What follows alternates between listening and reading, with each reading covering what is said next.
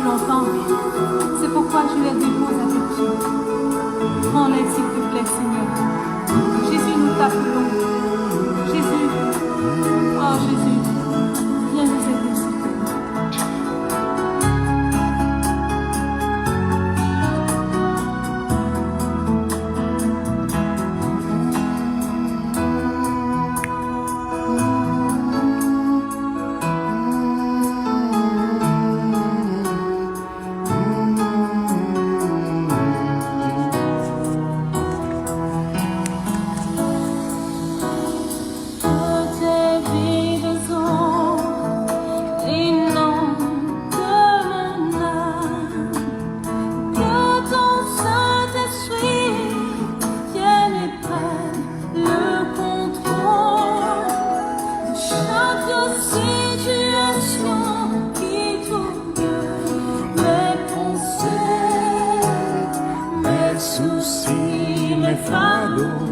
À tes pieds, je dépose Jésus.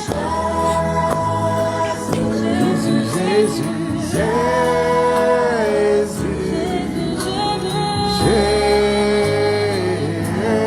Jésus.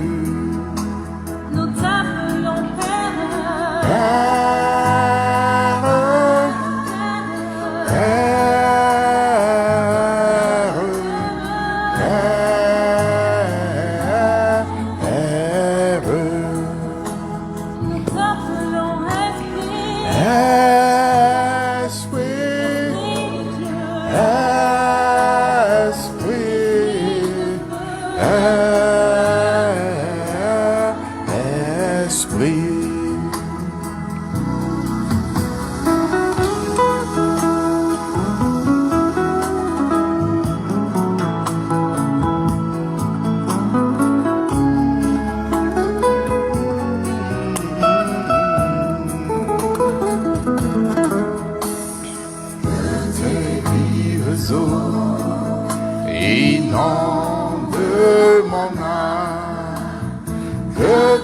Saint-Esprit, viens prendre le contrôle.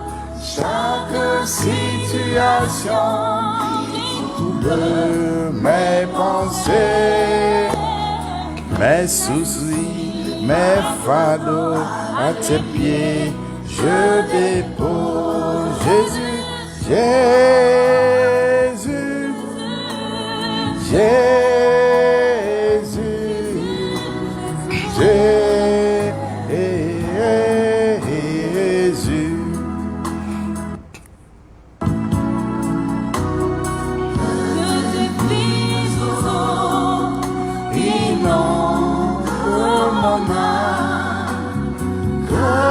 Saint-Esprit, viens prendre le contrôle.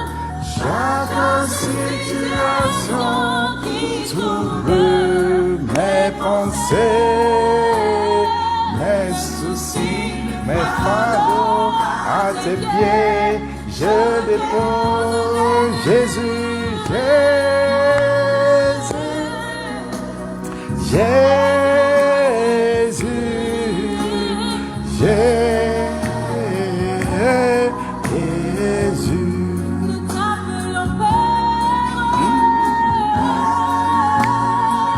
Alléluia.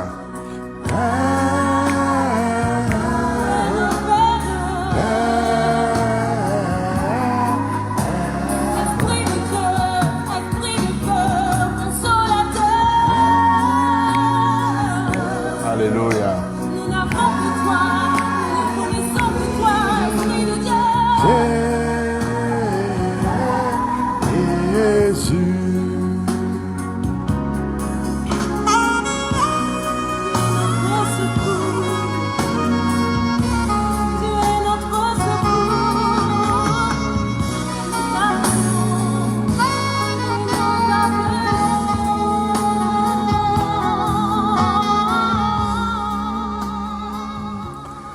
Alléluia. Seigneur, nous te rendons grâce ce soir. Nous bénissons ton Saint puissant nom, Dieu Tout-Puissant. Papa, nous remettons le programme de ce soir entre tes mains. Nous prions, Seigneur, par ton Saint-Esprit, Seigneur, que tu nous enseignes. Tu nous révèles, ô Dieu Tout-Puissant, les mystères cachés de ta parole. Donne-nous la compréhension, Seigneur. Aide-nous, Seigneur, à comprendre, Seigneur, ta parole selon le contexte. Aide-nous aussi, Seigneur, à mettre ta parole en pratique, Seigneur. Nous prions aussi, Seigneur, que tu, Seigneur, touches nos cœurs, prépare nos cœurs, Seigneur, à écouter ta parole ce soir. Aide-nous aussi, Seigneur, à ne pas être ceux-là qui écoutent uniquement, mais à mettre ta parole en pratique, Seigneur. Nous te prions, nous te supplions, Seigneur, de prendre le total contrôle ce soir, Seigneur. Et nous te demandons tout cela dans le nom précieux de ton Fils Jésus-Christ. Merci, Père éternel, pour ta bonté et ta grâce, pour ce jour nouveau que tu nous as permis de voir, Seigneur. Merci, Dieu Tout-Puissant. À toi, c'est l'élévation, la grandeur, la puissance, au nom précieux et magnificent de ton Fils Jésus-Christ. Amen. Shalom à tout le monde. Shalom aux disciples du Seigneur Jésus-Christ, où que vous soyez dans le monde. Bienvenue à ce festin où nous allons savourer le repas spirituel ensemble. Nous allons savourer ce repas appétissant ce soir. Le menu de ce soir est très appétissant. Comme tous les menus d'ailleurs, parce que le menu de Christ est toujours appétissant. Avant de commencer, je vais vous inviter, ceux qui m'écoutent maintenant, ceux qui vont m'écouter déjà, ceux qui ne sont pas encore abonnés, à s'abonner à notre chaîne YouTube ou à notre groupe Facebook Enfants obéissants de Dieu tout en majuscule, afin que chaque fois que nous sommes live ou nous postons des nouvelles vidéos, vous serez notifiés immédiatement. Et pour ceux qui sont d'expression anglaise, nous avons aussi une chaîne YouTube en anglais où nous postons des vidéos aussi là-bas, des vidéos que nous avons postées en français, nous les postons aussi là-bas en anglais. Et allez vous régaler, la parole de Dieu doit vous bénir énormément. Mais pour mes amis là, ceux qui aiment l'évangile bonbon, l'évangile compromis, où la parole de Dieu est transformée et modifiée, non, désolé pour vous. Soit vous allez vous repentir, soit vous allez fuir de notre groupe, parce que nous prêchons uniquement la parole de Dieu dans le contexte. La Bible dit que nous sommes bâtis sur le fondement des apôtres selon Éphésiens 2:20 et Jésus-Christ seul est la pierre angulaire. Donc il n'y a pas un autre fondement. Nous allons aller et nous allons toujours être bâtis sur le fondement des apôtres. Le thème de ce soir est vaincre l'esprit d'ingratitude dans notre vie. Et je sais que quand certains chrétiens entendent le mot ingratitude, ils pensent directement aux païens. Mais sachez que l'ingratitude n'est pas un acte pratiqué uniquement par des païens.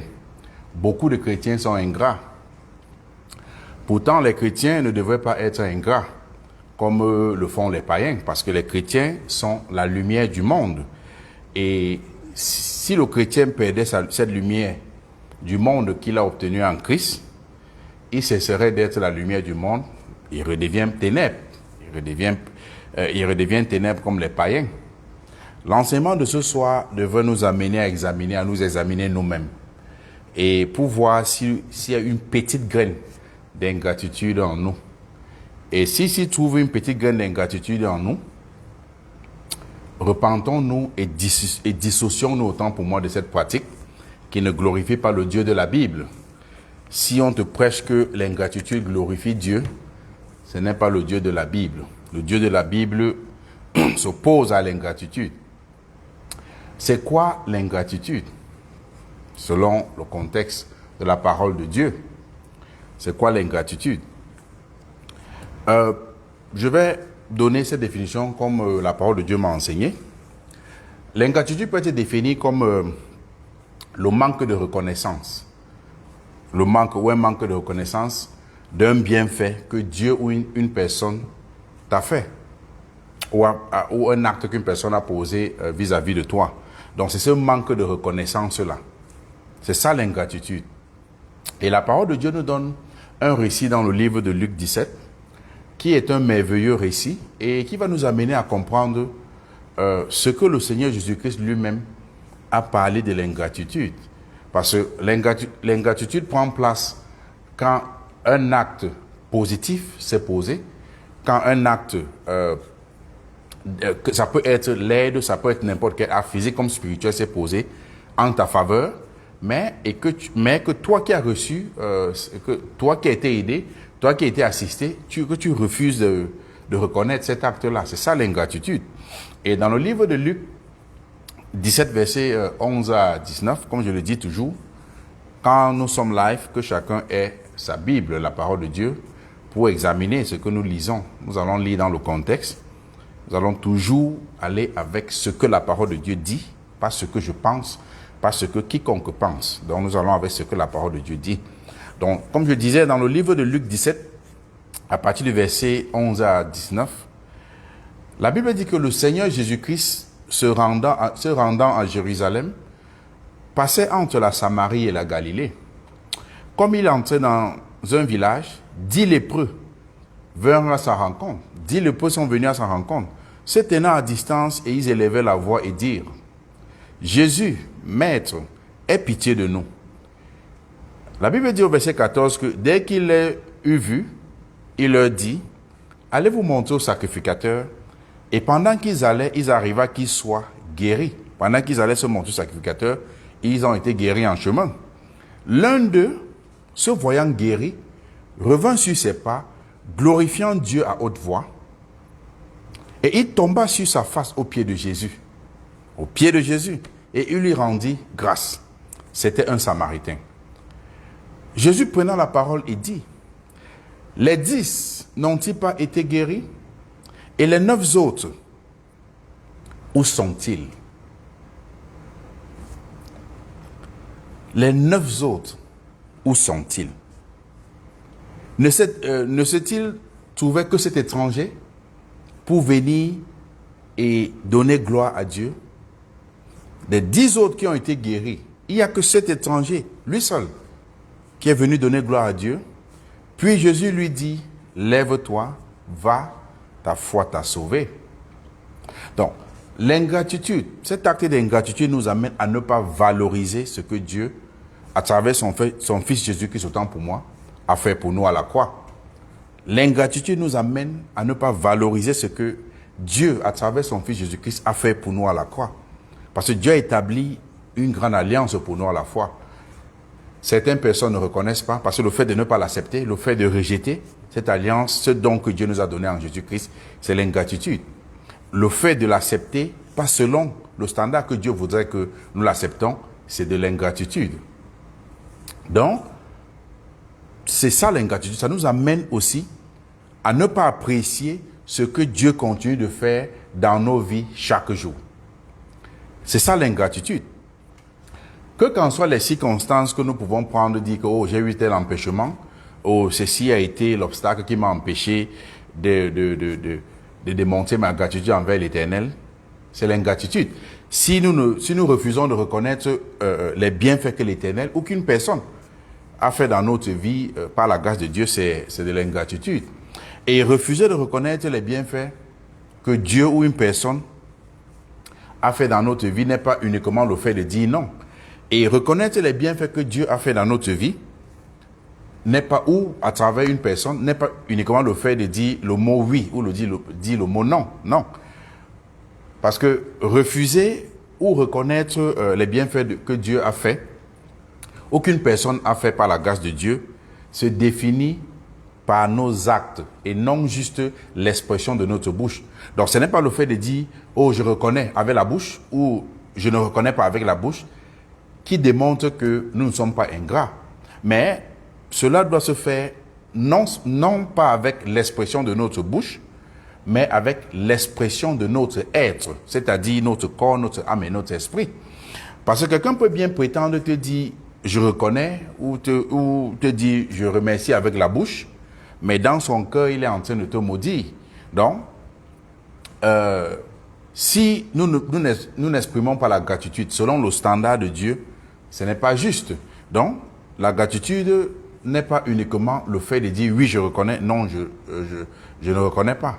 Non, c'est l'expression véritable de notre être. Et sachez aussi que ne pas exprimer sa gratitude envers Dieu pour les bienfaits qu'il nous a fait et qu'il est encore en train de faire est tout simplement de l'ingratitude. Parce que la véritable gratitude est l'expression sincère et véritable de notre être, notre corps, notre âme et notre esprit. Ça doit venir, ça doit être sincère, ça doit être vrai. C'est ça la véritable gratitude, exprimer la véritable gratitude. La Bible nous enseigne que l'un des lépreux, se voyant guéri, est revenu sur ses pas. C'est-à-dire, il est allé à Jésus, parce que c'est à Jésus qu'il est allé crier et Jésus l'a guéri. Donc, l'un des 10 est revenu sur ses pas. Et tu vois que sur 10 personnes, vous voyez que sur 10 personnes, une seule personne est revenue. Ça, c'est terrible. L'un d'eux est revenu sur ses pas, autant pour moi. La Bible dit que glorifiant Dieu à haute voix.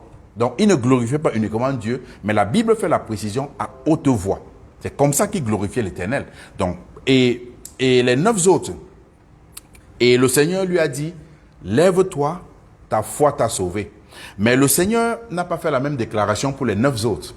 Le Seigneur n'a pas fait la même déclaration pour les 9 autres. Certes, les 9 autres lépreux étaient guéris de leur lèpre, ils étaient guéris, mais ils n'étaient pas sauvés. Parce que la Bible nous fait comprendre que le Seigneur a fait une déclaration dans la vie de celui qui est revenu s'humilier à ses pieds pour dire merci. Et le Seigneur lui a dit, lève-toi, ta foi t'a sauvé. Non seulement il est revenu étant déjà guéri, mais le Seigneur lui dit, ta foi t'a sauvé. Vous voyez, donc, et les 9 autres sont partis, 7 ils étaient guéris, mais la même déclaration n'était pas faite. Donc, c'est important d'avoir l'esprit de gratitude envers l'Éternel. C'est très important, c'est indispensable. Et beaucoup de personnes, aujourd'hui, comme les 9 autres, quand ils viennent à Jésus-Christ, ils cherchent seulement à être guéris physiquement. Ils cherchent à être guéris, ils se contentent d'être guéris, peut-être de leur lèpre ou bien du corps, de ce qui traverse dans le corps. Mais ils ne recherchent pas la véritable guérison. Mais celui-là, certes, le corps avait été guéri, mais il a dit il manquait quelque chose. Il retourne vers le Seigneur, celui qui lui a fait grâce de guérir. Il se prosterne et il s'est mis à glorifier Dieu. Et le Seigneur Jésus qui lui dit, lève-toi, ta foi t'a sauvé. Et les 9 autres étaient guéris, mais de la lèpre, mais il n'était pas sauvé parce que le Seigneur n'a pas fait la même déclaration. Et pourquoi? Parce que les 9 autres, selon eux, ils se contentaient uniquement d'être guéris et non d'être sauvés par Jésus. Les 9 autres, une fois qu'ils ont dit, oh, je suis sauvé, ça va. Mais ils n'ont pas recherché la guérison que le Seigneur donnait. Et beaucoup de personnes aujourd'hui, comme les 9 autres lépreux, quand ils vont à Jésus, c'est pour rechercher la guérison du corps et non la guérison de l'âme et l'esprit. C'est ça qui est plus important. Les gens cherchent uniquement la guérison du corps. Oh, j'ai telle maladie, mais ne recherchent pas la guérison spirituelle. Pourtant, le corps terrestre, ce corps charnel, si ce corps va retourner poussière, mais notre âme et notre esprit va vivre éternellement, soit au paradis, soit en enfer. Donc, c'est important de toujours retourner, rendre grâce à l'Éternel. Il dit, oui, certes, je suis guéri, mais je retourne démontrer ma gratitude à celui-là qui m'a guéri. Et il s'est prosterné, il a dit, en glorifiant Dieu à haute voix. On lui dit, le Seigneur Jésus qui lui a dit, lève-toi, ta foi t'a sauvé. Donc, il était guéri plus sauvé. Et pouvons-nous aussi être ingrats sans le savoir? Que nous soyons chrétiens ou païens, nous pouvons bel et bien être chrétiens, ingrats sans le savoir. Que nous soyons chrétiens ou païens, nous pouvons bel et bien être ingrats sans le savoir. Mais quand tu poses généralement la question à la plupart des gens, pour savoir s'ils sont ingrats, généralement ils te répondent, oh non, non, non, moi je ne suis pas ingrat, hein, je suis très reconnaissant, je ne suis pas ingrat. Et comme je le disais, l'ingratitude ne se définit pas par l'expression de la bouche, mais c'est par l'expression de notre être, c'est-à-dire le corps, l'âme et l'esprit. C'est comme ça qu'on exprime la gratitude. Ce n'est pas uniquement le fait de dire, de déclarer, de faire des déclarations avec la bouche. Avec la bouche, comme quand on était plus jeune, on disait toujours qu'avec la bouche, on peut construire 1000 étages. Donc, avec la bouche, les gens peuvent dire n'importe quoi, ils peuvent dire des choses qui ne sont pas vraies. Mais la véritable gratitude vient de l'intérieur, ça vient du corps, de l'âme et de l'esprit. Ceux-là, quand tu leur poses la question, et tu es ingrat, ils te disent non, non, non, je ne suis pas ingrat. Mais pourtant, quand tu vois les actes que ces personnes posent, ces actes-là démontrent que leur ingratitude est même plutôt enracinée dans leur vie ou dans leur, dans leur vie au quotidien. Ils sont plutôt enracinés dans l'ingratitude. Donc, Et même quand ils disent que je ne connais pas, je ne crois pas que je suis ingrat, le problème de ne pas la mettre ne fait pas de nous des saints. Parce que tu n'as pas admis que tu commets quelque chose, ça ne fait pas de toi quelqu'un qui n'est pas ingrat. Donc, beaucoup de personnes aujourd'hui, y compris les chrétiens, sont ingrats envers Dieu. Ils sont véritablement ingrats envers Dieu sans le savoir. Et la Bible nous donne l'intelligence. La parole de Dieu dit que la crainte de l'Éternel est le commencement de la sagesse. Quand beaucoup d'entre nous, nous réveillons le matin, et nous nous réveillons à cause de la grâce que Dieu nous a faite, nous nous réveillons le matin, au lieu de nous mettre premièrement en genoux pour exprimer notre gratitude à Dieu, non, ce n'est pas ce que nous faisons. La plupart, nous regardons plutôt où est passé mon téléphone pour savoir qu'est-ce qui s'est passé sur Facebook, qu'est-ce qui s'est passé sur Instagram, sur TikTok, sur YouTube. C'est la première des choses que les gens c'est Dieu qui nous permet de nous réveiller le matin. Si quelqu'un doute, je l'envoie faire un tour à la morgue ou au cimetière. Il va voir des gens qui dorment là-bas. On a mis l'alarme tous les jours, ils ne se réveillent jamais. Donc c'est Dieu qui nous accorde le souffle de vie de nous réveiller le matin. Et une fois qu'on s'est réveillé, au lieu d'aller sur nos genoux, nous mettre sur nos genoux pour dire « Seigneur, je te rends grâce ce matin, je te dis merci pour ce jour nouveau. » Parce que c'est lui qui nous permet de voir ce jour nouveau. Non, la première des choses, on attrape le téléphone. La première des choses, on attrape des choses qui ne glorifient pas l'Éternel. On met l'Éternel en deuxième position en ce moment. Pourtant, ce sont des choses que nous devons commencer avec la gratitude envers l'Éternel. C'est ce que nous devons commencer. Notre premier réflexe, quand on se lève en tant qu'humain, nous devions nous mettre devant l'Éternel pour lui dire « Merci Seigneur parce que c'est toi qui m'as permis de voir ce jour nouveau. » Mais nous sommes là à regarder d'abord des choses qui vont selon notre intérêt et non selon l'intérêt de Dieu. Et quand nous rentrons même à la maison le soir, après une longue journée où Dieu t'a préservé des accidents, des empoisonnements, des maladies, même de la mort, nous oublions souvent de lui rendre grâce. La première des choses, c'est « Oh, qu'est-ce qui s'est passé? Oh, quel est le match qui se passe? Oh, il y a quel journal ?» Ce n'est pas un mauvais truc de regarder le journal ou quoi que ce soit, mais la première des choses, c'est rendre grâce à l'Éternel qui t'a permis d'arriver à la maison.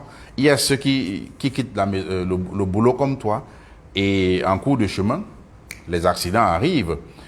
Dans le livre de 1 Thessaloniciens 5, verset 18, la Bible nous demande de rendre grâce à Dieu en toutes choses.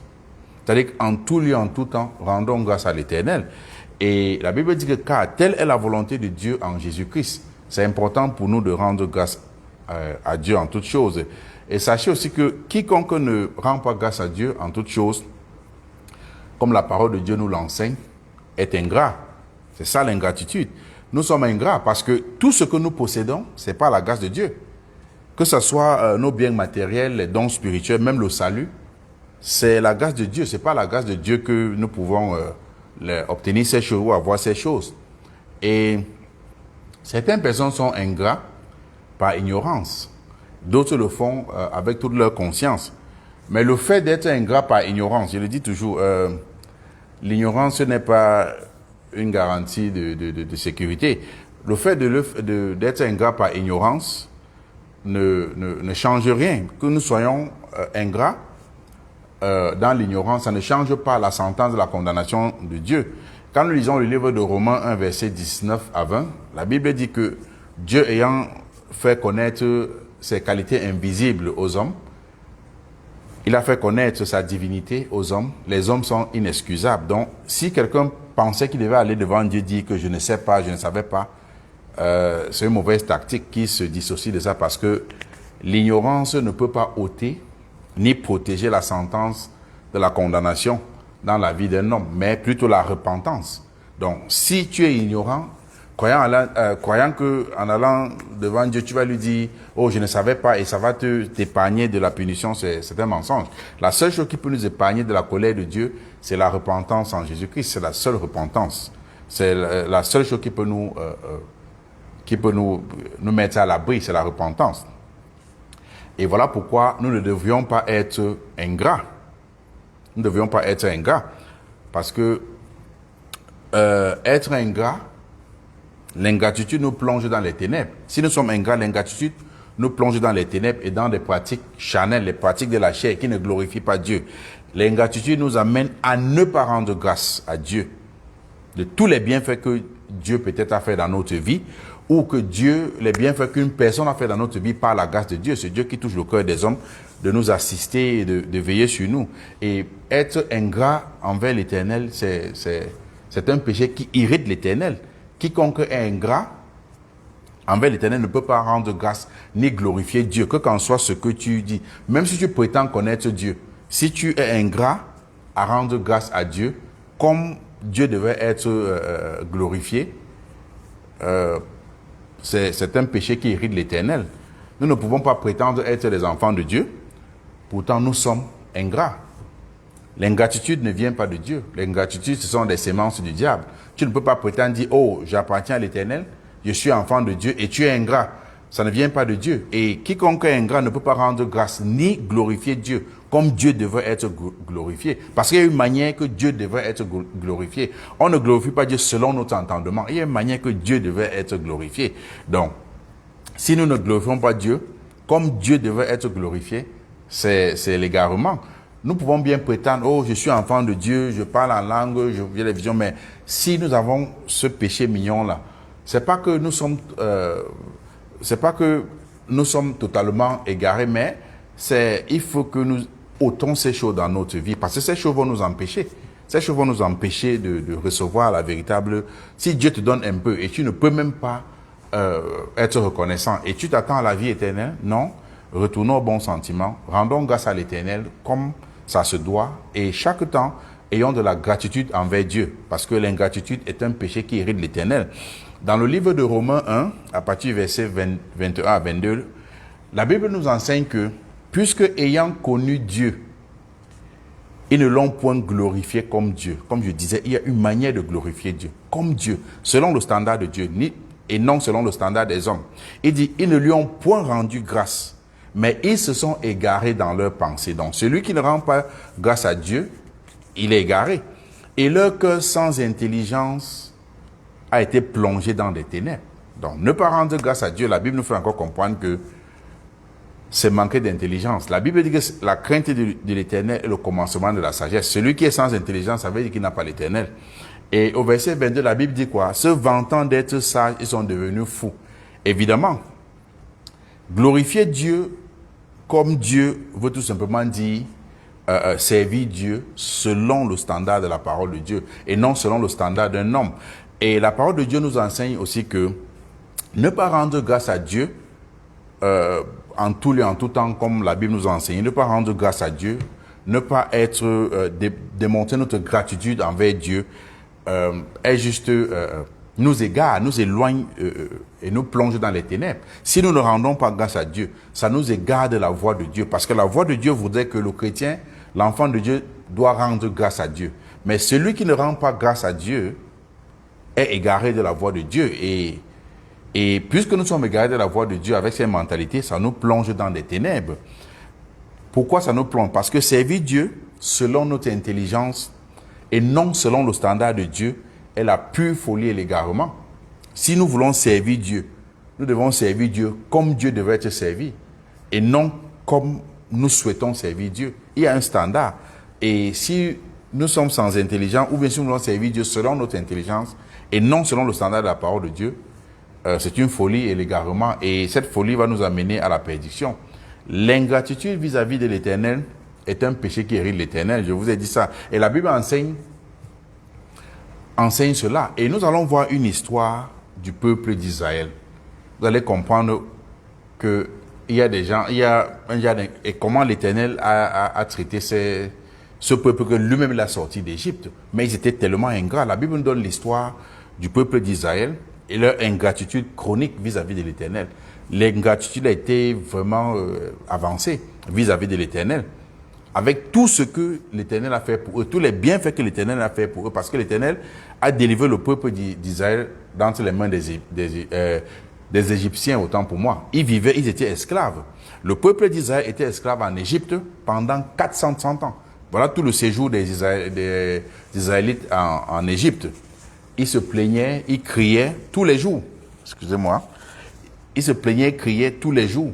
Pourquoi? Parce que le peuple, les Égyptiens torturaient, maltraitaient les Israélites. Ils pleuraient, ils souffraient, ils n'avaient aucun moyen pour s'échapper, ils n'avaient aucun moyen pour se délivrer de cet esclavage. Ils pleuraient, ils se lamentaient jour et nuit, ils pleuraient. L'Éternel, dans sa compassion, a écouté leurs cris. Il a vu leur souffrance. Il a décidé de leur venir en aide. C'est ce que l'Éternel a fait. Dans le livre de Exode 2, versets 23 à 25, la Bible enseigne que longtemps après, le roi d'Égypte mourut et les enfants d'Israël gémissaient encore sous la servitude. Ils poussaient des cris. Ces cris que leur arrachait la servitude montaient jusqu'à l'Éternel, Dieu.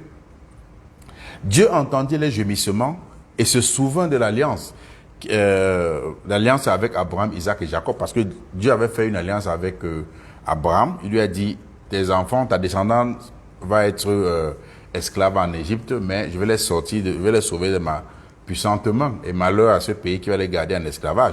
Donc, Dieu, quand la Bible dit Dieu se souvient de son alliance, c'est pas comme s'il avait oublié. Seulement, il dit que Dieu a mis ça, il a mis ça en évidence. Il a dit, ok, j'appelle mon serviteur Moïse pour aller libérer le peuple d'Israël en Égypte. Donc Dieu regardait les enfants d'Israël et il a eu compassion d'eux quand il les regardait. L'Éternel n'avait pas seulement... Voilà ce que... dans cette histoire, les gens vont dire, mais où est donc l'ingratitude? Vous allez voir, cette ingratitude-là est vraiment chronique et avancée. L'Éternel n'avait pas seulement délivré le peuple d'Israël de l'esclavage que les Égyptiens étaient en train de l'infliger quand ils étaient en Égypte. L'Éternel avait aussi préparé pour les enfants d'Israël un bon et vaste pays où coule le lait et le miel. C'est ce que l'Éternel a fait. Donc, non seulement il les a délivrés d'Égypte, mais il avait préparé un endroit pour eux où ils devaient vivre, ils devaient leur donner leur pays, séjourner. Et on peut voir ça dans le livre d'Exode 3, versets 7 à 10. L'Éternel dit, j'ai vu la souffrance de mon peuple qui est en Égypte.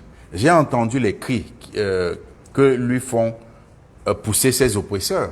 Car je connais ces douleurs, je suis descendu pour les délivrer de la main des Égyptiens et pour les faire monter dans ce pays, dans un bon pays et vaste, dans un pays où coule le lait et le miel, dans les lieux qu'habitent les Cananéens, les Hétiens, les Amoréens, les Phérésiens, les Éviens, les Jubiciens. Verset 9, il dit, voici les cris d'Israël sont venus jusqu'à moi et j'ai vu l'oppression que le font souffrir les Égyptiens. Maintenant, va, je t'enverrai auprès de Pharaon et tu feras sortir d'Égypte mon peuple, les enfants d'Israël. C'est ce que l'Éternel dit à Moïse au mont Sinaï, quand Moïse a vu la bûche qui brûlait mais sans se consumer pas, il est parti. L'Éternel l'a appelé, l'Éternel l'a envoyé sortir le peuple d'Israël. Et l'Éternel, par ses interventions miraculeuses, avait libéré le peuple d'Israël d'Égypte, comme il avait promis à Abraham, Isaac et Jacob.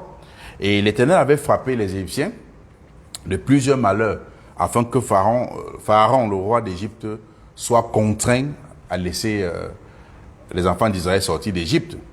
La Bible le dit dans le livre d'Exode 13, verset 17 à 22. La Bible enseigne que Pharaon laissa le peuple de Dieu, il laissa aller le peuple de Dieu. Maintenant, Dieu ne les conduisit pas par le chemin des Philistins, il n'a pas pris le raccourci, bien que le chemin était proche. Parce que Dieu se disait, le peuple peut voir la guerre qui est en chemin et se détourner en chemin et retourner en Égypte. Mais Dieu fit faire au peuple un détour par le chemin du désert vers la mer Rouge. Les enfants d'Israël montaient en armes hors du pays d'Égypte. Moïse prit avec lui les os de Joseph, car Joseph avait fait jurer les fils d'Israël en disant, Dieu vous visitera et vous ferez remonter avec vous mes os loin d'ici. Il sortit de Sukkot et il campait à Étam, à l'extrémité du désert. L'Éternel allait, voilà ce que l'Éternel fait, l'Éternel allait devant eux le jour dans une colonne de nuée pour guider leur chemin. Donc il y avait une nuée dans le jour qui guidait leur pas dans leur chemin, et la nuit il y avait une colonne de feu pour éclairer afin qu'ils marchassent jour et nuit. La colonne de nuée ne se retirait point devant le peuple pendant le jour, ni la colonne de feu pendant la nuit. Donc, l'Éternel avait, et quand il partait, l'Éternel avait fait grâce. Et les enfants d'Israël n'étaient pas sortis d'Égypte les mains vides. Non seulement les Égyptiens étaient les oppresseurs, ils étaient les esclaves en Égypte, mais l'Éternel avait touché le cœur des Égyptiens de donner aux enfants d'Israël certaines richesses. Et les enfants d'Israël avaient recueilli auprès des Égyptiens beaucoup de richesses, comme la nourriture, le bétail, l'or, les bijoux et beaucoup de fournitures. Mais voilà où le grand frère de l'ingratitude commence. Mais une fois, avec tout ce que l'Éternel a fait, mais une fois que le peuple d'Israël est sorti d'Égypte, au lieu de démontrer leur gratitude envers l'Éternel, ils ont plutôt démontré leur ingratitude envers l'Éternel. Ils ont été ingrats. Avec tout ce que l'Éternel a fait, ils ne pouvaient pas se délivrer. Ils étaient esclaves. Ils ne pouvaient jamais toucher l'or parce qu'ils étaient esclaves. L'Éternel a permis qu'ils ne sortent pas les bras vides. L'Éternel a préparé un pays pour eux. L'Éternel a mis même un leader pour les guider. Et même dans le jour, ils voyaient la nuée qui les protégeait, qui les guidait le jour et la colonne de feu la nuit. Mais avec toutes ces choses, quand ils sont sortis d'Égypte, c'est l'ingratitude qu'ils ont démontré vis-à-vis de l'Éternel. Pourtant, ils ont pu sortir de l'Égypte uniquement à cause de la main puissante et miraculeuse de l'Éternel. Mais ils étaient ingrats. Ils n'ont pas voulu démontrer cette gratitude envers l'Éternel. Et même comme l'Éternel marchait avec eux, le jour dans une colonne de nuée et pour les guider, la nuit dans une colonne de feu pour les éclairer, les enfants d'Israël étaient toujours ingrats. Malgré tous les bienfaits que l'Éternel faisait pour eux, ils étaient ingrats davantage. C'est ça, cette ingratitude. Et nous devons savoir que l'ingratitude peut nous amener à commettre d'autres péchés. Parce que quand tu es ingrat, tu refuses d'admettre quelque chose, c'est dangereux. Tout ce que l'Éternel a fait pour eux, ils étaient toujours ingrats. Et à chaque fois qu'une situation se présentait devant les enfants d'Israël, ils murmuraient contre l'Éternel. Et oubliant tout ce que l'Éternel a fait pour eux. Chaque fois qu'il y avait une situation, ils commençaient à murmurer. Et dans leur ingratitude, ils cherchaient à résoudre les problèmes par leurs propres moyens. Ils employaient même des méthodes qui ne glorifient pas les voies de l'Éternel. Ils employaient toutes ces méthodes.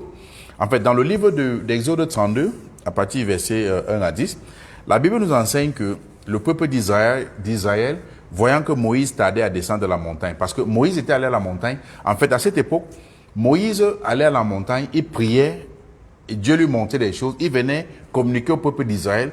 Le peuple d'Israël avait ses doléances. Moïse remontait à la montagne, faire des supplications à l'Éternel. Dans l'ancienne alliance, c'était comme ça. Donc, il dit au temps de Moïse. Bon, maintenant, quand Moïse est allé à la montagne, il a tardé à descendre. Le peuple d'Israël, ils ont vu que Moïse tardait à descendre de la montagne et s'assemblant autour d'Aaron. Aaron, qui était le frère de Moïse, sont assemblés autour d'Aaron et ils ont dit à Aaron, allons, faites-nous un Dieu. Le Dieu qui vient de vous sortir d'Égypte. Maintenant, vous voyez Aaron, ils disent à Aaron, fais-nous un Dieu qui marche devant nous. Car ce Moïse, cet homme qui nous a fait sortir du pays d'Égypte, nous ne savons pas ce qu'il est devenu. Aaron leur dit, ôtez les anneaux qui sont aux oreilles de vos femmes, de vos fils et de vos filles, et apportez-les-moi. Et tous ôtèrent les anneaux qui étaient à leurs oreilles, et ils apportèrent à Aaron. Et il reçut de leurs mains et jeta l'or dans un moule autant pour moi. Et il fit un veau en fonte, il fit un veau d'or. Et il dit, Israël, voici ton Dieu qui t'a fait sortir d'Égypte. Donc cette ingratitude était chronique. Dieu t'a fait sortir d'Égypte, tu as eu l'or parce que Dieu a permis que les Égyptiens te donnent l'or. Mais arrivé au milieu, parce que Moïse a tardé à venir, tu prends l'or pour te fabriquer une idole. Une idole, un veau d'or en fond, pour adorer. Il dit, Israël, voici ton Dieu qui t'a fait sortir d'Égypte. Lorsque Aaron vit cela, il bâtit un autel devant lui et il s'écria, demain, il y aura la fête.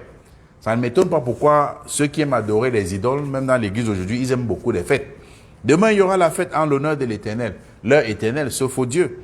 Le lendemain, ils s'élevèrent de bon matin. Ils offrirent des holocaustes et des sacrifices d'action de grâce à cette idole, à ce veau d'or. Le peuple s'assit pour manger et pour boire. Puis ils s'élevèrent pour se divertir.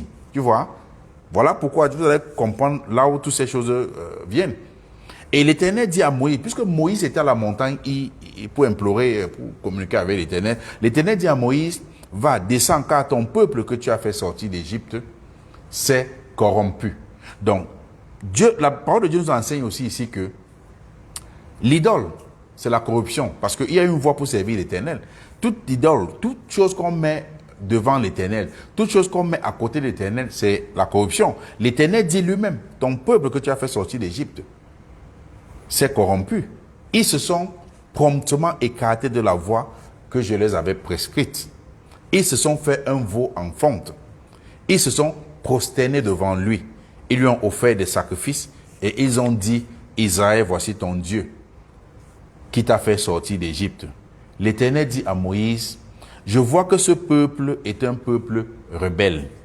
Il dit maintenant, il s'adresse à Moïse, maintenant, laisse-moi faire. Ma colère va s'enflammer contre eux et je les exterminerai. Mais je ferai de toi une grande nation. Ça descend à Moïse. Nous voyons que cette ingratitude chronique, je ne sais pas comment je peux qualifier ça, des enfants d'Israël irritaient l'Éternel. Et malgré tout ce que l'Éternel faisait, tous les bienfaits que l'Éternel faisait pour eux, ils étaient ingrats. Jusqu'au point de prendre l'or que l'Éternel t'a donné, fabriquer une idole toi-même pour démontrer encore plus cette ingratitude. L'Éternel avait déclaré que je vais les exterminer. Parce que c'est l'Éternel qui avait délivré les enfants d'Israël de la servitude en Égypte. Il les avait nourris, il les avait guidés, il les avait protégés pendant leur voyage pour la terre promise que l'Éternel avait préparée pour eux. Mais les enfants d'Israël, ils étaient si ingrats qu'ils ont fabriqué une idole, qu'ils ont même adoré au lieu d'adorer l'Éternel, le véritable Dieu. Les enfants d'Israël, comment ils ont eu l'or en leur possession? Ils étaient des esclaves. C'est parce que l'Éternel avait touché le cœur des Égyptiens pour que les Égyptiens leur donnent certaines richesses au peuple d'Israël quand ils quittaient le pays d'Égypte.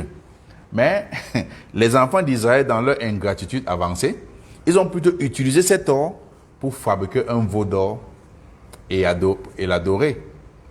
Et les enfants d'Israël ont même déclaré que ce veau d'or était le Dieu qui les a fait sortir d'Égypte. Quelle ingratitude! Cette ingratitude est chronique et avancée. Et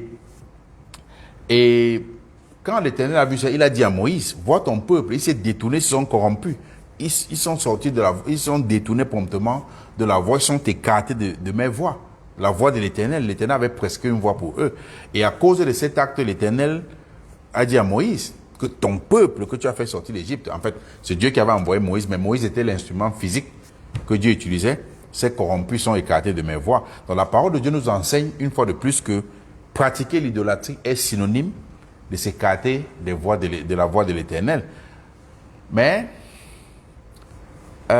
il n'y a pas seulement les enfants d'Israël qui sont ingrats envers l'Éternel. Il n'y a pas seulement les enfants d'Israël qui sont ingrats autant pour moi envers l'Éternel. Certaines personnes qui se disent chrétiens, ils estiment comme les enfants d'Israël que le Seigneur Jésus-Christ tarde à venir. Et ils se sont fabriqués des dieux ou ils se fabriquent des dieux comme les enfants d'Israël ont fait. Il y a beaucoup de personnes, dans leur pensée, ils estiment, il dit dans la Nouvelle Alliance aujourd'hui, ils estiment que le Seigneur Jésus-Christ va venir, et depuis qu'il dit qu'il vient là, il ne vient pas. Que ce soit spirituel ou physique, ils se fabriquent aussi une idole, un veau, qu'ils adorent. Et l'Éternel est aussi en train de s'écrier que vous êtes écartés de mes voies, vous êtes corrompus. Parce que ces choses, l'ancienne alliance était l'ombre des choses à venir. Beaucoup de chrétiens aujourd'hui, dans leur ingratitude, parce que l'ingratitude donne l'impatience, donne le refus, se sont aussi fabriqués certaines abominations qu'ils appellent des idoles, qui se prosternent devant ça, parce qu'ils estiment aussi que le Seigneur Jésus-Christ tarde à venir comme Moïse tardait à descendre de la montagne. Les enfants d'Israël, dans leur ingratitude, tellement, quand ils trouvaient une situation, les enfants d'Israël, ils étaient esclaves en Égypte. Ils disaient que nous préférons retourner en Égypte, être esclaves où on avait quelques nourritures par jour, que de venir mourir au désert. Donc, quand une situation se présentait devant eux, ils préféraient retourner en Égypte. Pourtant, l'Égypte était le lieu de l'esclavage et de la servitude. Mais eux, ils préféraient retourner en Égypte avec tous les bienfaits que l'Éternel faisait pour eux, ils refusaient d'admettre ces bienfaits. Ils préfèrent retourner au point d'être esclaves que d'accepter ce que l'Éternel faisait pour eux. Pourtant, c'était eux l'ingratitude chronique. Je ne sais pas comment je peux qualifier l'autre là. Mais nous voyons aussi certains chrétiens, dans leur ingratitude, préféraient retourner dans le monde. Ils préfèrent retourner dans l'Égypte des temps modernes, qui est le monde, quand une situation se présente devant eux. Parce que l'Égypte des temps modernes, c'est le monde que nous vivons aujourd'hui. Et chaque fois qu'un chrétien retourne dans le monde, il est retenu captif dans l'esclavage et la servitude du péché. Les Égyptiens étaient esclaves parce que toute chose qui est au-dessus de toi, à toute chose qui est ton maître, tu es son esclave. Donc, les Égyptiens, c'était l'Égypte. L'Égypte était quelque chose. Voilà pourquoi Dieu les avait dit, les Égyptiens que vous voyez maintenant, vous ne les verrez plus. Bon, c'était pas dans le sens physique pour dire que les Égyptiens, comme pays, parce que l'Égypte représentait le lieu de la servitude. Donc, il les disait que ce lieu de la servitude que vous voyez, vous ne verrez plus cela. C'est ce que l'Éternel disait. Donc, les Égyptiens préféraient retourner en Égypte dans la servitude que de continuer parce qu'ils étaient ingrats. Et dans la Nouvelle Alliance, nous voyons certains chrétiens, dans leur ingratitude, quand une situation se présente devant eux, ils n'ont plus la persévérance de prier, ils n'ont plus la persévérance d'attendre l'Éternel, ils préfèrent retourner dans le monde. Et quand ils retournent dans le monde, c'est pas le monde physique, c'est retourner dans les pratiques du monde. S'il faut faire le faux pour avoir de l'argent, s'il faut faire le faux pour avoir ce diplôme, s'il faut faire le faux pour avoir ce travail, ils ne veulent plus attendre. Ils retournent dans les vomissements où le Seigneur Jésus-Christ les a sortis. Ils préfèrent retourner dans ce monde. Et beaucoup me diront que comment fais-tu le parallèle entre la sortie d'Égypte, des enfants d'Israël d'Égypte et le monde présent et les chrétiens? Je vais vous lire le livre de Jean 1, verset 17. La Bible dit en effet, si la loi nous a été donnée par Moïse, l'ancienne alliance, la grâce et la vérité sont venues par Jésus. Donc, l'Éternel m'a révélé une chose quand je préparais ce message, par sa grâce. Il m'a révélé que comme Moïse a délivré le peuple d'Israël de l'esclavage physique dans l'ancienne alliance, car la loi nous a été donnée par lui, le Seigneur Jésus-Christ a délivré l'humanité de l'esclavage spirituel dans la nouvelle alliance, parce que la grâce et la vérité viennent de lui. Donc, ces deux figures, le Seigneur Jésus-Christ a sorti, Moïse a sorti le peuple d'Israël en Égypte pour les amener à la terre promise. Les gens tombaient en chemin, les gens continuaient.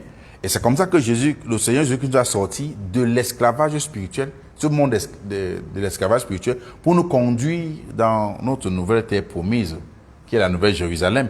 Donc, c'est ce que l'Éternel m'a mis dans le cœur à partager.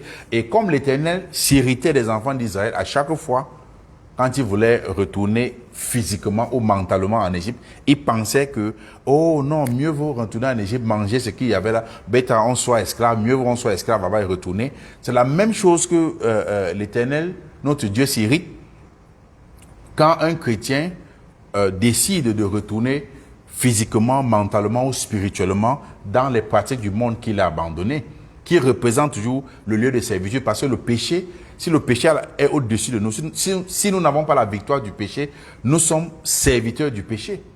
Donc, chaque fois que le chrétien retourne dans ces choses-là, l'Éternel s'irrite contre le chrétien. Il dit, mais pourquoi retournes-tu dans ces vomissements où j'étais sorti? Pourquoi retournes-tu physiquement? Pourquoi retournes-tu mentalement? Tu veux avoir la mentalité des gens du monde. Tu veux frapper les gens, tromper les gens comme les gens du monde. Spirituellement, tu vas adorer ce que les gens du monde adorent. Non, ces choses-là nous ramènent encore en arrière. Donc, l'Éternel s'irritait contre les enfants d'Israël chaque fois qu'ils voulaient retourner physiquement ou mentalement, ils voulaient avoir les mêmes pratiques. L'Éternel s'irritait. Et l'Éternel s'irrite aussi contre nous, les chrétiens dans la Nouvelle Alliance, chaque fois que quiconque veut retourner, que ce soit physiquement, mentalement, spirituellement, dans les pratiques du monde. Parce que l'ingratitude a ses conséquences. L'ingratitude a ses conséquences, et ces conséquences sont mortelles. Et le seul moyen d'échapper aux conséquences de l'ingratitude, c'est de se dissocier de cette pratique qui nous rend premièrement ennemis de Dieu et nous amène à la perdition. L'ingratitude nous rend ennemis de Dieu parce que ça hérite l'Éternel et ça nous amène à la perdition. Les enfants d'Israël, à cause de leur ingratitude, ils ont fait 40 ans au désert. Les enfants, voilà ce qu'ils ont fait. Quand ils sont quittés de l'Égypte pour la terre promise en Israël, ils ont fait 40 ans au désert. Or, le voyage, ils voyageaient à pied. Le voyage à pied de l'Égypte pour Israël peut prendre une semaine ou un mois si on va à pied, parce que l'Égypte et Israël sont frontaliers, comme Cameroun, Nigeria, comme France, Allemagne, c'est pas pour ceux qui vivent, comme États-Unis, Canada, ils sont frontaliers. Et ce n'est pas des grands pays comme les États-Unis. Israël est un petit pays en termes de superficie. Et l'Égypte aussi, c'est un pays moyen. Donc, eux, ils devaient quitter, ça devait prendre peut-être une semaine à un mois. Mais ils ont fait 40 ans dans le désert. Et ils voyageaient à pied, certes. Ils voyageaient à pied, mais ça ne devait pas prendre autant de temps, 40 années, de quitter, même si on va à pied, même si c'est un enfant, 40 ans. Ça veut dire que mon fils que j'ai, il va quitter de 1 an à 40 ans. C'est beaucoup, mais à cause de leur ingratitude, ils ont fait plus de temps dans le désert. Donc l'ingratitude, ça nous donne des conséquences. Quand nous sommes ingrats envers l'Éternel, il y a de la punition qui vient. Ça nous ramène en arrière. Et à cause de leur ingratitude, l'Éternel les a punis. Et l'Éternel a déclaré qu'ils n'entreront pas dans la terre promise. Donc ceux ils étaient tellement ingrats, beaucoup sont quittés, il n'y a que peu qui sont entrés dans la terre promise. Beaucoup ne sont pas entrés. Donc à cause de cette ingratitude, parce qu'à chaque fois dans le chemin, ils refusaient de reconnaître tous les bienfaits que l'Éternel faisait. Et c'est pourquoi le cadavre de plusieurs sont tombés éparpillés dans le désert. Et c'est ce qui se passe aussi dans la Nouvelle Alliance. Beaucoup de gens, à cause de leur ingratitude, ce qu'ils devaient faire en un mois, une semaine, ils se retrouvent en train de faire un 40 ans ou plusieurs années. Parfois même, ils perdent, ils n'arrivent même pas à obtenir ces choses-là. Et quiconque est ingrat envers l'Éternel, dans la Nouvelle Alliance sera aussi puni d'entrer dans la nouvelle terre promise, qui est la Nouvelle Jérusalem. Comme l'apôtre Jean nous décrit dans le livre d'Apocalypse, qui dit que j'ai vu la Nouvelle Jérusalem descendue Paris, car les choses anciennes ont disparu. Donc, Dieu nous a donné son Fils, Jésus-Christ, pour nous conduire dans la Nouvelle Jérusalem, la terre promise spirituelle, comme Dieu avait donné Moïse aux enfants d'Israël pour les conduire à la terre promise physique. Donc, quiconque dans la Nouvelle Alliance est ingrat envers l'Éternel ne reconnaît pas les bienfaits de l'Éternel, parce que quand Dieu a envoyé Moïse était comme le sauveur du peuple d'Israël pour les sortir. C'est la même chose que Dieu a envoyé Jésus-Christ aujourd'hui dans le monde. Et les gens sont ingrats à accepter ça. Les gens sont ingrats à reconnaître le sacrifice suprême que Dieu a fait pour nous. C'est la même chose que les gens disent, oh, mais pourquoi ils n'acceptaient pas? C'est la même chose aujourd'hui. Christ est là. On crie haut et fort que Dieu a envoyé le Seigneur Jésus-Christ pour nous sortir du pays de la servitude, qui est l'Égypte spirituelle, l'Égypte moderne, le péché, et pour nous amener dans la nouvelle terre promise, la nouvelle Jérusalem, quand le Seigneur va venir enlever l'Église. Mais beaucoup de gens aujourd'hui, ils sont ingrats de reconnaître ce bienfait que l'Éternel a fait pour eux, pour reconnaître ce testament que l'Éternel a écrit pour eux, la mort de l'Éternel à la croix, son sang précieux qui a coulé pour les purifier. Beaucoup de gens l'ignorent aussi. Beaucoup de gens sont ingrats à reconnaître ces choses-là. Donc, la même chose que l'Éternel a envoyé son Fils Jésus-Christ dans la Nouvelle Alliance pour conduire l'humanité de la servitude du péché vers la nouvelle terre promise, qui est la Nouvelle Jérusalem. C'est la même chose que l'Éternel avait envoyé Moïse pour les sortir de l'Égypte physique, le lieu de servitude, pour les amener vers la terre promise physique. Et la loi, la Bible dit que la loi était l'ombre des choses à venir. Israël physique, où coulait le lait et le miel, était la promesse que l'Éternel avait faite aux enfants d'Israël. Et Israël spirituel est la nouvelle Jérusalem que l'Éternel nous a promis en Jésus-Christ. Et nous pouvons réciter Jean 3,16. Car Dieu a tant aimé le monde qu'il a donné son Fils unique, afin que quiconque croit en lui ne périsse pas, mais ait la vie éternelle. Et vous voyez qu'en Égypte, les Israélites périssaient là-bas. Mais quand Dieu a envoyé le Sauveur les sortir de là, tous ceux qui marchaient dans la voie de l'Éternel ne périssaient pas, parce que beaucoup sont tombés au désert. L'Éternel a ouvert même la terre, a englouti beaucoup. A ouvert 3 000 personnes, 14 000 personnes tombées, l'Éternel a refermé la terre. Beaucoup sont morts dans le désert. Et toute personne qui se détourne de la voie du Sauveur, de la main du Sauveur, doit périr. Comme beaucoup de gens qui se détournent de la véritable parole de Dieu, de Christ, vont aussi périr. Donc, c'est ce que l'Éternel a fait. Et je voulais dire que, mes bien-aimés, fuyons l'ingratitude. Car quiconque est ingrat n'a pas le cœur pur devant Dieu. Si tu es ingrat, l'ingratitude vient de l'intérieur. Ne pas reconnaître, ça vient de l'intérieur. Celui qui est ingrat n'a pas le cœur pur devant Dieu. Et la parole de Dieu nous enseigne que tout est pur pour ceux qui sont purs. Mais rien n'est pur pour ceux qui sont impurs. Donc, quiconque est impur n'a pas d'héritage dans le royaume des cieux. La parole de Dieu m'a mis, voilà ce que Dieu m'a mis à cœur de partager avec son peuple. Beaucoup de gens vont se dire, ah, c'était le peuple d'Israël. Mais Dieu, par ce message, nous donne un exemple de ce qu'il a déjà eu à faire. Parce que quand les gens entendent Dieu, ils voient seulement, on dessine un monsieur, selon ce que je vois, ces gens qui ne connaissent pas Dieu, ils dessinent un monsieur qui rit toujours, ou bien c'est un chrétien mal affirmé, quoi que c'est un Dieu qui rit toujours, il a seulement la grâce. Mais Dieu est un Dieu saint. Dieu aussi a la colère. Dieu aussi est souverain. Il ne se détourne pas. Dieu est saint. Avant d'être amour, Dieu aussi est saint. Et on ne peut pas ôter la sainteté de Dieu pour parler seulement de l'amour. Dieu est amour, Dieu est saint, Dieu est miséricordieux. Donc quand Dieu nous tend la main, quand Dieu donne la voie pour échapper, échappons. En tant qu'enfants de Dieu, en tant que chrétiens humains, ayons cette gratitude envers l'Éternel. Chaque fois que nous levons, en tout lieu, en tout temps, rendons grâce à l'Éternel. Parce qu'en rendant même grâce à l'Éternel, on bénéficie plus de sa compassion. En rendant grâce à l'Éternel, ça nous met à l'abri de beaucoup de choses. Ça nous retient de ne pas commettre d'autres péchés. Les gens disent seulement, oui, le peuple d'Israël, oui, ils étaient têtus, ils étaient ingrats. Mais dans la nouvelle alliance, Dieu a donné Jésus-Christ, comme il a donné Moïse, de nous sortir de cette servitude du péché pour nous amener vers la nouvelle terre promise qui est la nouvelle Jérusalem, quand Christ va venir enlever l'Église. Et comme Dieu avait sorti le peuple d'Israël, parce qu'une fois qu'ils sont arrivés dans le peuple d'Israël, c'était le lieu où Dieu a prévu pour eux. Bon, maintenant, Dieu a prévu un lieu aussi pour nous, la nouvelle alliance. On peut quitter d'un territoire à l'autre. Et quand la Bible parle de l'Égypte, c'est ce qui s'est passé. Et vous voyez, regardez sur la carte géographique, l'Égypte est proche d'Israël. Ils sont frontaliers, ils partagent la frontière. Mais ça a pris 40 années. Ça veut dire que certains de vous qui sont en train de m'écouter, donc depuis que vous êtes nés, vous avez quitté l'Égypte, vous êtes encore en chemin, vous n'êtes pas encore arrivé en Israël. Même si vous partez à pied, même si quelqu'un quitte à pied pour aller au Nigeria, ça ne peut pas prendre autant de temps. Et dans le temps, peut-être dans notre pays, au Cameroun, avant qu'il n'y avait pas les voitures, les gens quittaient de l'ouest à pied pour aller à Douala ou Yaoundé à pied pour aller. Ils ne faisaient pas 40 ans en route. S'ils faisaient 40 ans en route, mais ils ne faisaient pas 40 ans en route. Mais ils ont fait, même le monsieur qui a fait Douala Yaoundé, il a fait en 9 jours. 9 jours combien de... Mais ils ont fait 40 années à cause de l'ingratitude. Parce que l'ingratitude leur poussait à endurcir leur cœur. Et l'Éternel m'a mis à cœur de partager ce message pour que nous nous réveillons de tout assoupissement qui peut nous amener à être ingrats envers l'Éternel. Est-ce que quand nous levons nos matins, nous pensons d'abord à l'Éternel ou pensons à autre chose? Dissocions-nous de toute graine d'ingratitude qui est en nous.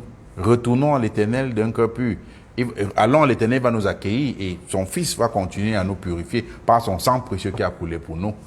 Donc c'est le message que l'Éternel m'a mis à cœur de partager avec son peuple ce soir.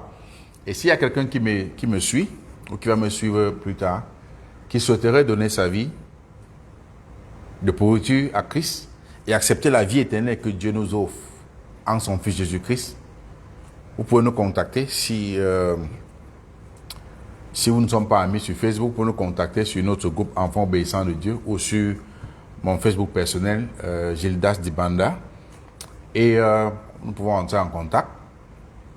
Et nous allons vous conduire au Seigneur. Ce n'est pas nous qui vous sauvons. Jésus-Christ seul sauve. Mais nous sommes que les instruments physiques qu'il utilise pour sa propre gloire. Et la Bible déclare que quand une seule âme se repent, les anges de Dieu célèbrent dans les cieux. Donc je vous encourage à vous repentir. Pour ceux qui sont déjà chrétiens, s'il y a une pratique que vous négligez autrefois, ne négligez plus. L'ingratitude n'est pas un petit péché. Il n'y a pas de petit péché. Tout péché conduit à la perdition si nous ne nous repentons pas. Merci, bien-aimés, pour votre temps. Je vais prier pour rendre grâce à Dieu, le Père, Dieu Tout-Puissant, qui nous a permis d'être là ce soir. parce que c'est par sa grâce que nous sommes là. Seigneur Dieu Tout-Puissant, je te rends grâce. Je bénis ton nom glorieux et majestueux. Merci Seigneur pour ta parole ce soir. Merci Seigneur parce que tu as ouvert notre entendement, tu nous as enseigné. Nous te louons, nous te rendons grâce Dieu Tout-Puissant, ô Père éternel. Nous prions Seigneur que tu touches nos cœurs. Aide-nous Seigneur à mettre ta parole en pratique. Ôte en nous Seigneur toute graine d'ingratitude, ô Dieu Tout-Puissant. Aide-nous Seigneur à démontrer toujours la gratitude envers toi, Seigneur, en tout lieu, en tout temps. Aide-nous à t'aimer pour qui tu es, non uniquement pour ce que tu as, ô Père Tout-Puissant. Papa, nous te rendons grâce, nous te bénissons. Sois magnifié, sois élevé, sois glorifié, Père éternel, dans le nom précieux de ton Fils Jésus-Christ. Merci, Roi des rois. Amen. Shalom à vous tous. Je vais vous laisser. Par la grâce de Dieu, nous allons nous retrouver la semaine prochaine. Et si prête à Dieu, si nous ne nous retrouvons pas, faisons l'effort chacun de nous retrouver au ciel. Ce n'est que là-bas. Amal Fadil. Oh, je vais bien, le Bila, je vais bien, Happy. Je me porte bien, mon frère. Comment tu vas aussi? Passez une excellente semaine et que Dieu veille sur vous. Shalom.